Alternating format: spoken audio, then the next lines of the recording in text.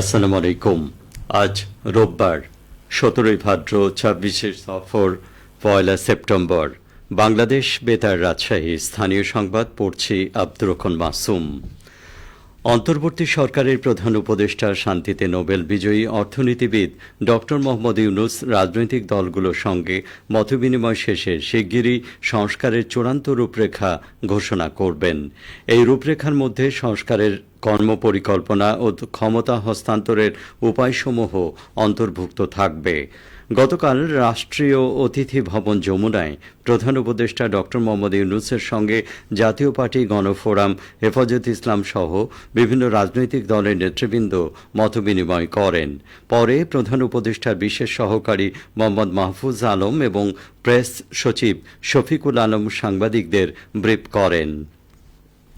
প্রধান উপদেষ্টাকে উদ্ধৃত করে মোহাম্মদ মাহফুজ আলম বলেন, মতবিনিময়কালে ড মোহাম্মদ ইউনূস আশাবাদ ব্যক্ত করেছেন সকল রাজনৈতিক এবং প্ল্যাটফর্ম সহ সবার মতামতের ভিত্তিতে আগামীর বাংলাদেশের জন্য শিগগিরই রাষ্ট্র সংস্কারের রূপরেখা উপস্থাপন করতে পারবেন।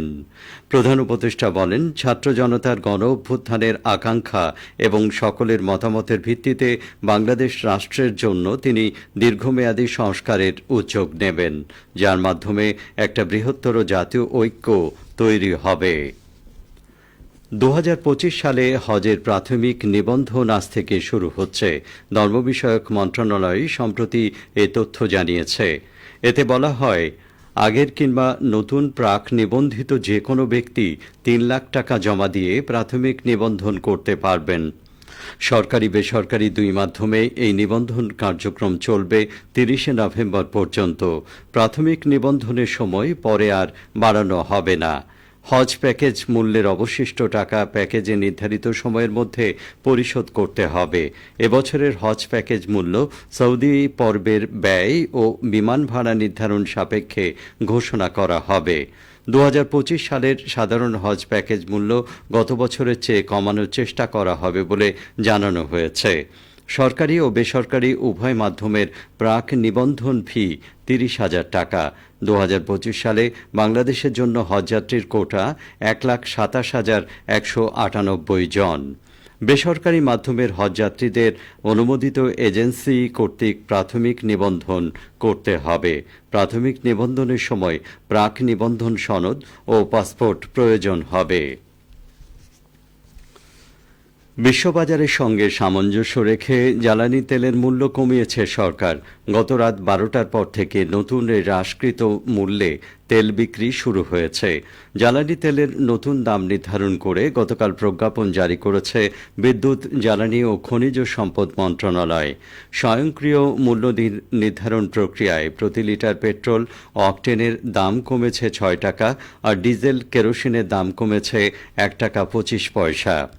মন্ত্রণালয়ের উপসচিব শেখ মোহাম্মদ বেলায়েত হোসেন স্বাক্ষরিত এক প্রজ্ঞাপনে বলা হয়, জ্বালানি তেলের স্বয়ংক্রিয় মূল্য নির্ধারণের সূত্র নির্ধারণ করে ডিজেল, কেরোসিন, পেট্রোল, অকটেনের মূল্য পুনর্নির্ধারণ করা হয়েছে। প্রজ্ঞাপন অনুযায়ী প্রতি লিটার ডিজেল ও কেরোসিনের দাম কমে হয়েছে ১০৫ টাকা ৫০ পয়সা। পেট্রোলের নতুন দাম প্রতি লিটার ১২৭ টাকা থেকে কমে হয়েছে ১২১ টাকা। অকটেনের দাম ১৩১ টাকা থেকে কমে হয়েছে ১২৫ টাকা। বৈষম্য বিরোধী ছাত্র জনতার আন্দোলনে শেখ হাসিনার পদত্যাগ, অন্তর্বর্তী সরকারের সময়ে দেশে ভয়াবহ বন্যা এবং দেশের সার্বিক পরিস্থিতি নিয়ে সাংবাদিকদের সঙ্গে মতবিনিময় করেছেন রাজশাহী মহানগর জামায়াতে ইসলামী নেতৃবৃন্দ। গতকাল নগরীর একটি রেস্টুরেন্টে আয়োজিত মতবিনিময় অনুষ্ঠানে সভাপতিত্ব করেন রাজশাহী মহানগর জামায়াতের আমির ও কেন্দ্রীয় কর্মপরিষদ সদস্য ড মাওলানা কেরামত আলী। মূল বক্তব্য উপস্থাপন করেন মহানগর সেক্রেটারি জেনারেল ইমাজউদ্দিন মণ্ডল। এ সময় নায়েবে আমির অধ্যক্ষ সিদ্দিক হোসেন, অ্যাডভোকেট আবু মোহাম্মদ সেলিম, সহকারী সেক্রেটারি অধ্যক্ষ মাহবুবুল্লাহ হাসান বুলবুল, মিডিয়া ও প্রচার সেক্রেটারি সরওয়ার জাহান প্রিন্স, ইসলামী ছাত্র শিবিরের মহানগর সভাপতি মোহাম্মদ সিফাত আলম, রাজশাহী বিশ্ববিদ্যালয় শাখার সভাপতি আবদুল্লাহ মোহেমেন প্রমুখ উপস্থিত ছিলেন। সভায় জামায়াত নেতৃবৃন্দ বলেন, বিগত ১৫ বছর যে কোনো দলের চেয়ে বাংলাদেশ জামায়াতে ইসলামী, ইসলামী ছাত্র শিবির সবচেয়ে বেশি নির্যাতিত। এতে জুলুম নির্যাতনের পরেও প্রতিশোধের নীতি পরিহার ও সকল বিষয়ে ক্ষমা প্রদর্শন করে জামায়াতে ইসলামী ঐক্যবদ্ধ হয়ে দেশটাকে নতুনভাবে গড়তে চায়। 2009 সালের 6 জানুয়ারি থেকে 2024 সালের 5 আগস্ট পর্যন্ত ব্যক্তিগত পর্যায়ে লাইসেন্সের মাধ্যমে প্রদত্ত আগ্নেয়াস্ত্র ও গোলাবারুদ জমাদানের জন্য প্রচারণা চালিয়েছে নাটোর জেলা তথ্য অফিস। নাটোর জেলার 7টি থানায় আগামী 3রা সেপ্টেম্বরের মধ্যে সব আগ্নেয়াস্ত্র ও গোলাবারুদ জমা দিতে হবে। নির্ধারিত সময়ের মধ্যে আগ্নেয়াস্ত্র গোলাবারুদ জমা দিতে না পারলে অবৈধ অস্ত্র হিসেবে বিবেচিত হবে। জেলা তথ্য অফিসার মোহাম্মদ আবদুল্লাহ আওয়াল জানান, জেলা সদর ছাড়াও 7টি উপজেলা পর্যায়ে তথ্য অফিসের মাধ্যমে আগ্নেয়াস্ত্র গোলাবারুদ জমাদানের প্রচারণা চালানো হয়েছে।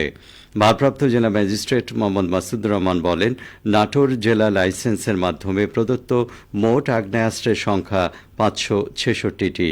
এর মধ্যে আছে শটগান, পিস্তল, রিভলভার, রাইফেল ও বন্দুক। সবশেষে আবহাওয়া।